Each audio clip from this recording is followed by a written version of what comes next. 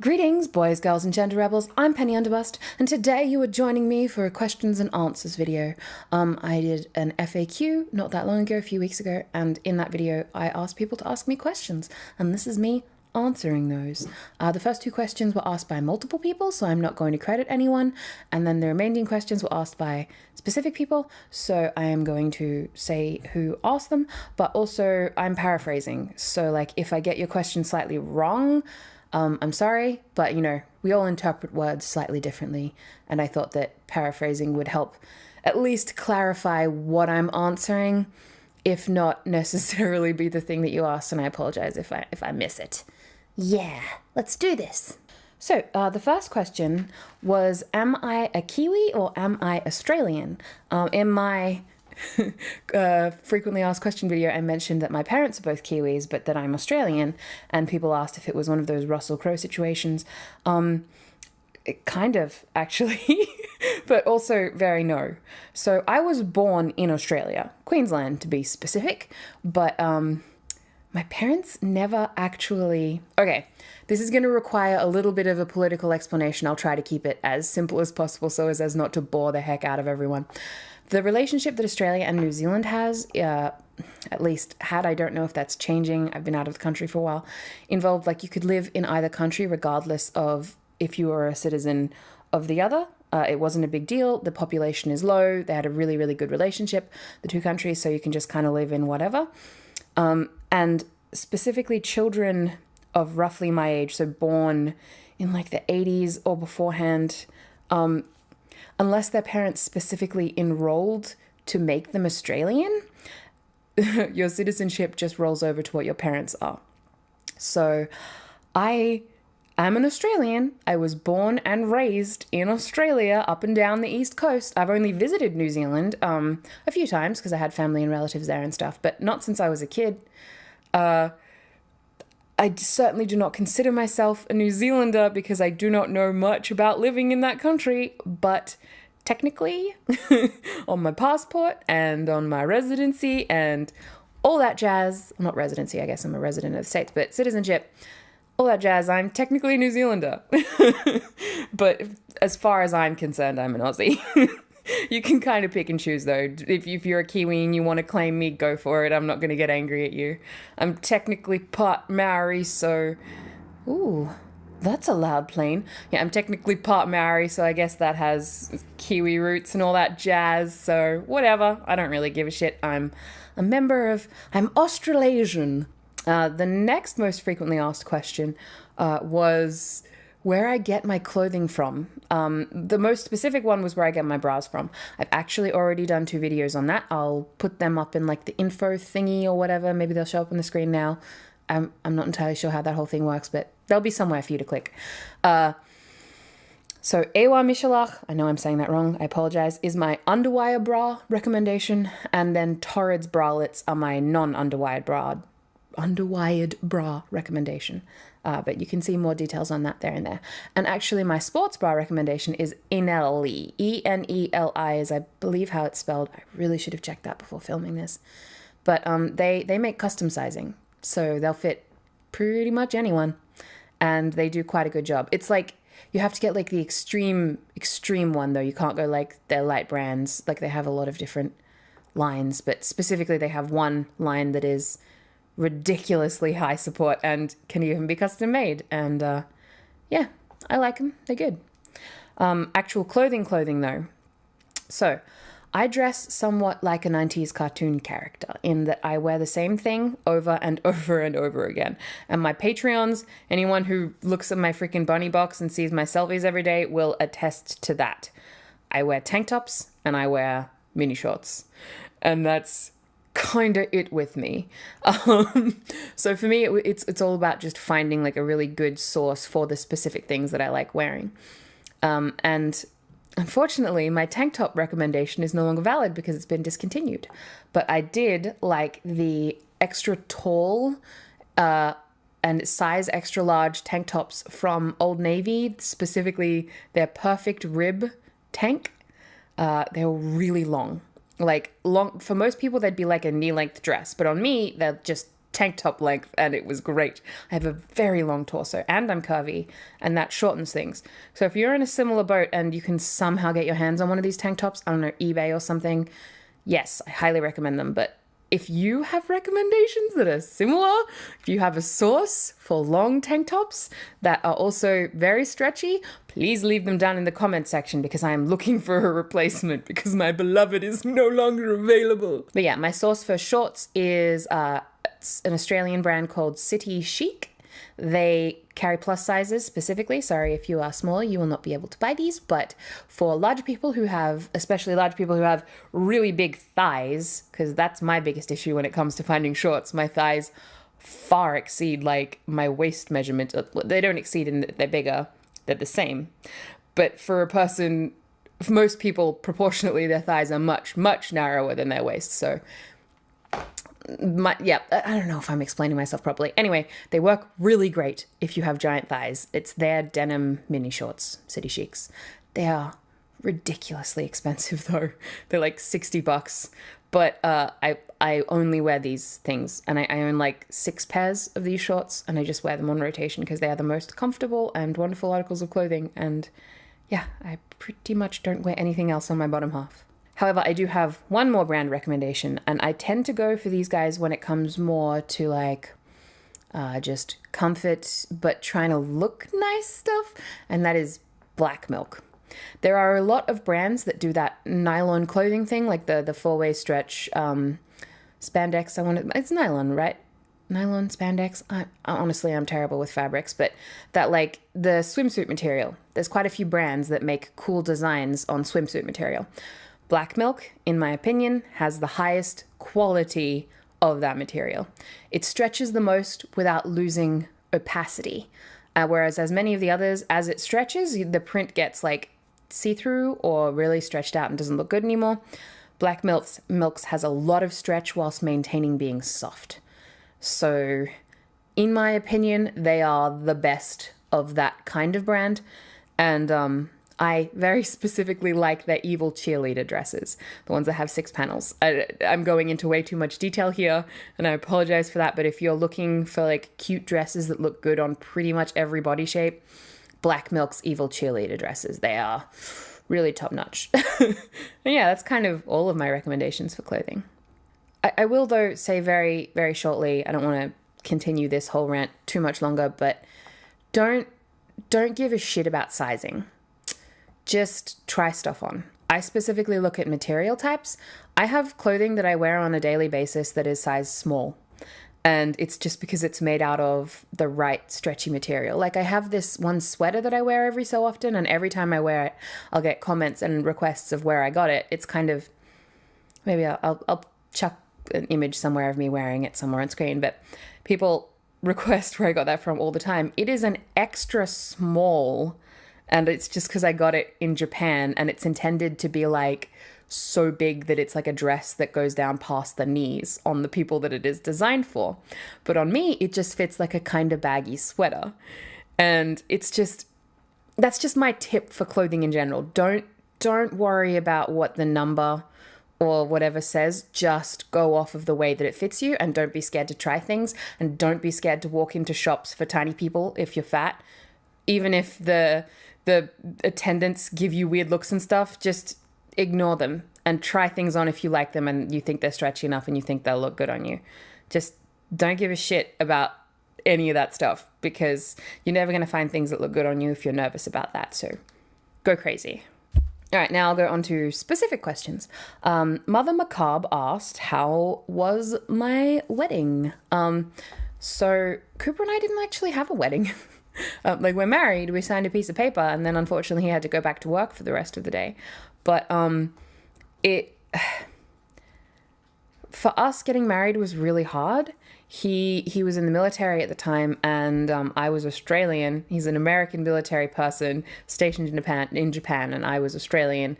And we'd been dating for several years online, and I was like, well, for us to make this serious, like for us to take this to the next step, it has to be real serious, and we got to get married. Are we ready for that? And we were, and obviously it turned out really great, but for us, it wasn't really about having a big flashy display for our family and friends. It was really just about making sure we could stay together as a couple. And since then, I've considered a few times having like a ceremony for our like friends and family now that we've been together for like 7 years.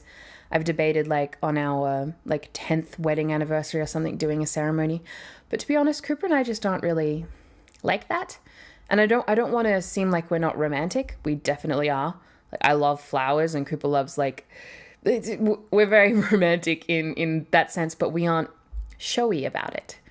Like the way that we romance is just by doing things for each other and being very affectionate towards each other. And then like if we were to celebrate our love, it wouldn't be in front of family. We'd just take a vacation together and spend it like being lovey-dovey. And the amount of money that a wedding costs, I can't see why we wouldn't just want to like travel to Europe or something.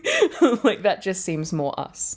So yeah, didn't really have a wedding. And don't really mind. Not a big deal. Okay, the next question was from David Gowers, and they asked, why doesn't Cooper also make YouTube videos? So I don't want to answer, like there was actually a lot of questions specifically to Cooper. I don't want to answer too many of those for him because he's a very private person. But this question in particular lets me explain to you why I don't want to answer questions for him. And it's just, Cooper's not public at all. Like he doesn't even have a Facebook account at all, like a personal one. He got a Twitter specifically so that he could sometimes engage in my tweets, and that's like the only reason he got it. He doesn't have an internet footprint. He's very private with himself and his life and even his opinions somewhat. So he's just not the right fit for a YouTube channel. And I have suggested many times that he considers making something that has like science and education based because he's so incredibly smart. Just a really clever guy.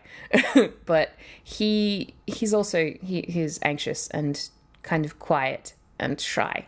So all those combinations of things just don't necessarily make for the best YouTube entertainer, even though for me, I think if we could just record the conversations that he and I has about things, they'd be the most wonderful, entertaining things in the world. But the second that camera's on you, or the second you hit that record button, it changes. And anyone who's tried to make content and has some form of like nervous disorder will know what I'm referring to here. But it's just it's very hard getting over that hurdle. It took me freaking years to be able to comfortably look at the camera and not be constantly checking the viewfinder and sit up straight and did I say that awkwardly? And I still have anxiety attacks to the point where I cannot film, and I've been doing this for years, and I am less shy than Cooper is. So that's just kind of why.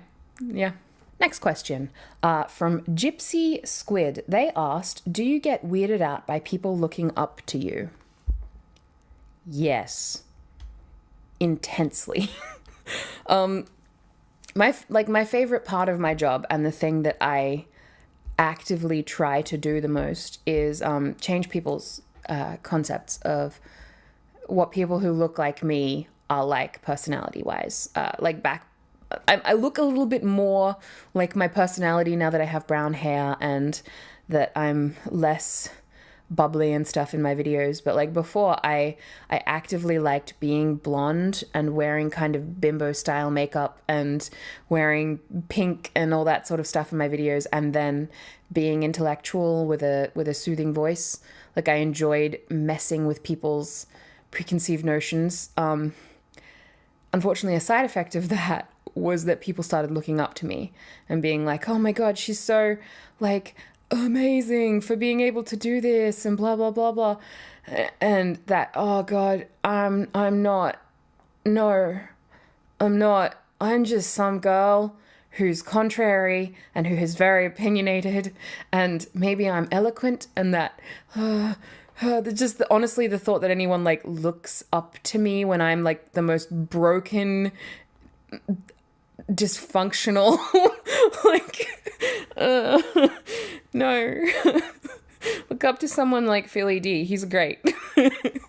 Look up to the McElroy brothers. They're great. Look up to, I don't know, Jenny Nicholson, anyone but me. I just think I'm embarrassing and awkward and weird, and I have such a hard time with that. But I think it's a side effect of the fact that I specifically like going against the grain and pushing people's conceptions and things like I do not care that fat people aren't supposed to wear mini shorts and tank tops because I am so comfortable in those things.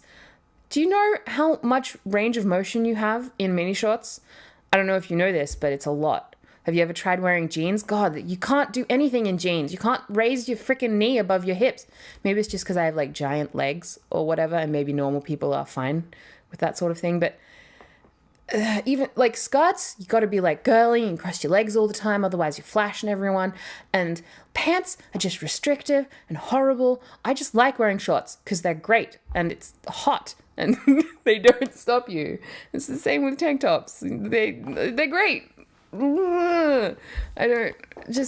I do things because I want to do them and I'm comfortable doing them, and I don't necessarily give a crap about what society dictates you can or can't do.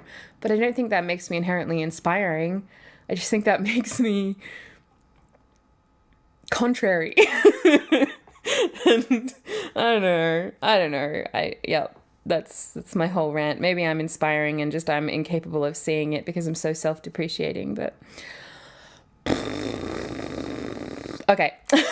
Wayne Barkin asked, what's with my intro/outro? So if this is somehow the first video of mine you've caught, my intro is greetings, boys, girls, and gender rebels. And my outro is from the bottom of my little black heart. Okay, so my intro started back in fucking ages, like the first couple of videos I released. I wanted it to be like, greetings, ladies and gentlemen style thing. Like I liked that theme of intro. And then I was like, well, that's very gender binary. And I don't like the gender binary. So I tried to come up with a term that I think was inclusive of a huge quantity of people whilst at the same time not making my intro be a cajillion long. Because I like things kind of being short and sweet. So like I just came up with the term gender rebels because it felt like a good umbrella term for people who are pushing the limits of what society dictates you can or can't have in terms of gender. It probably would have phased out by now because I've wanted to reduce it to something like "Sup, nerds?" or "Hi, everyone." Like I've wanted to make it even shorter and sweeter, except every so often someone complains about it. Someone will be like, oh, what's a gender rebel? Or like, SJW cuck, or whatever, whatever random buzzwords they use to insult people on the internet because they're too unoriginal to come up with a legitimate reason why they don't like someone. Like that will happen, and that will remind me of why it is important that I keep it in my title, because I want to piss off those people. I want those people to be reminded that people other than them exist. And so it's just kind of stuck around in spite of the fact that it probably organically would have gone away if those people were less douchey. Yep. And then my outro, the bottom of my little black heart. I think I started doing that one mostly because people were always talking about how bubbly and upbeat and wonderful I was. And it's like I am definitely an optimist. Don't get me wrong. I am incredibly positive when it comes to people and my outlook in life and humanity and stuff like that. But at the same time, I also have very black humor, and I am very much an atheist in terms of like there's no point to anything.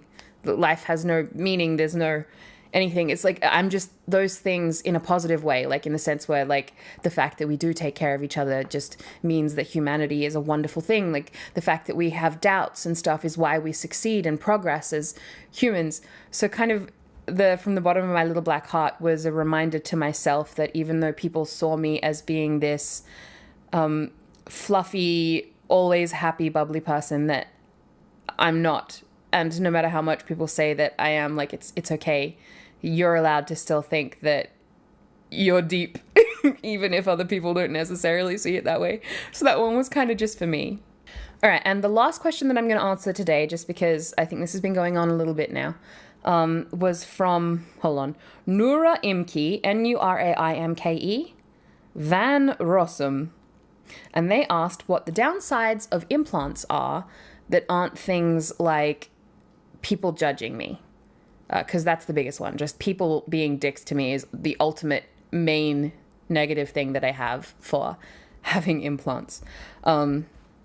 So I wrote a few down because it actually, like, I have to spend a while thinking about it. There are definitely things, but I had to think about it for quite a while. The first, probably largest thing that pisses me off is crumbs. And that's probably largely because I like wearing low-cut tops. But, like, food falls in my cleavage so much. And I wash my cleavage a similar quantity of times to the amount that I wash my hands, which is dozens of times in a day. But it's like I kind of have to. Otherwise, I'll go to have my shower at night and it'll just be upsetting and gross. And I'm sorry if that's TMI, but yeah, it's just like, I really like toast. I eat a lot of toast. And it's just crumbs and unpleasantness. That's probably the worst part. And then there's my range of motion is limited very specifically across my chest. I will show you an example. I can't really cross my arms. Like, I have to cross them above my pups because that I cannot cross them. Like, there's not enough. And then I have a hard time doing this eye when I'm doing my eyeliner because I can't really get my arms across this area. Like, my range of motion is fine in every other direction. It's just specifically when I have to cross an arm across my chest, which unfortunately has come up quite a few times in acrobatics. And yeah. Okay, then the next one is my sensation is very low. And I've always had very low sensation on my pups. Like, growing up, I never really understood why people would act like touching the boobs was erotic and people were aroused by it, just because I never really had sensation in that area.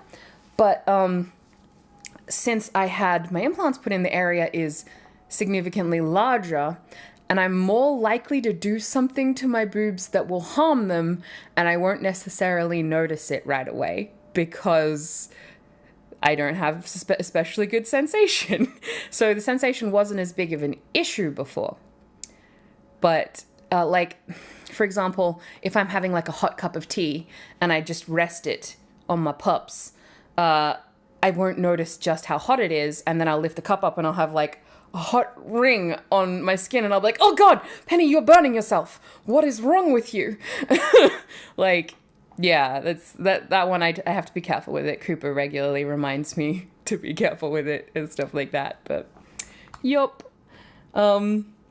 And the final downside, and I really did rack my brain and these were all the things I could come up with, but the final downside is that they have like a microclimate in and of themselves, because they are, for people who haven't seen my previous video, I have implants. They are 2,530 cc's each, which is a very large volume. So if I'm somewhere cold, like they will absorb the cold and then I will go into like a room that is warm and it will take my boobs a lot longer to catch up with my temperature because they kind of have, they're just their own microclimate. And sometimes that's actually a good thing, but sometimes it's a bad thing. It's kind of more of a neutral thing. And now I'm going to say two things that are only improved and really, really great and make life easier. Thing number one, I am so good at hugs. I'm like the best at hugs. It's great. I mean, admittedly, I've never hugged myself. It's pretty impossible. But people tell me all the time that I am great at hugs. And the biggest thing, the thing that absolutely I love the most about my boobs is that they are just the most useful thing in the world for carrying stuff. Like, I literally have a portable shelf and I can walk around with things on my boobs and it's not at all difficult. The only reason that I don't do it more is because people stare. But at home, it's like if I have to carry something, I literally have two hands and a shelf. It's wonderful and I love it. But yeah, I think that's everything. Like there were tons more questions and I'm really sorry if I didn't get to your question. I'm I may do another one of these sometime in the future. Maybe I'll wait for a milestone, like maybe at 60,000 subscribers or something, I'll do another Q&A video. But ask questions down in the comments section of this one, and I might do another one earlier if people ask questions that I find particularly interesting. Also, if you asked a question on my previous video and it wasn't answered, please feel free to ask it again. I didn't necessarily skip over it because I didn't like it. There were tons of questions that I wanted to answer. I just wanted to keep this video at a manageable length, and I do like going into detail on things. I don't want to just be like yes or no, because I find that boring. So yeah, I think that's everything. I'm going to try plugging things, and I really apologize if this is uncomfortable for everybody, but I have to because it's my job, but I'm so awful at it. But my website is pennyunderbust.com.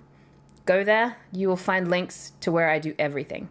So if you want to find out my Snapchat or my Instagram or my Twitter or anything like that, just go to my website. That way I don't have to tag a cajillion things. Yeah. From the bottom of my little black heart, thank you so much for joining me, everybody, and I will see you next time. Goodbye!